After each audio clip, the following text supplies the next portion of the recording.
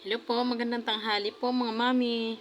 Sinamahan ko nga po palang aking anak sa Southeast Asia kasi gusto niya pong mag-transfer.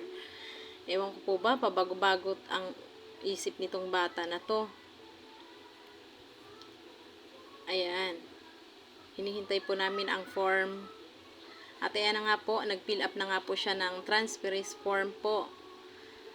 Para po makapasok po siya sa Southeast Asia po. STEM po siya. Kaya po nahirapan po kaming maghanap po ng bakanting seksyon.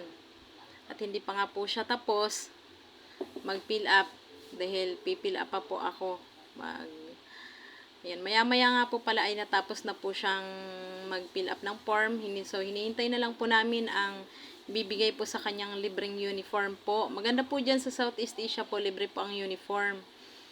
At maya-maya po pala ay dumating na po ang uniform at ibinigay na po sa amin at maya-maya po ay umalis na po kami. Ayan, paalis na po kami niyan.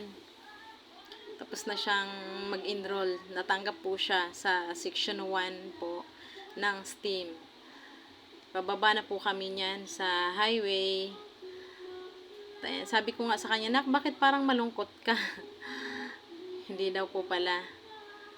Hindi daw siya malungkot, kinakabahan daw po siya. At ayan na nga po kami sa highway.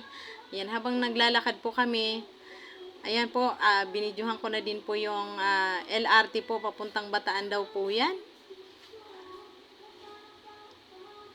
Kinakabahan daw siya, pasok na po siya kasi kinabukasan agad eh. Ayan. Bye-bye po.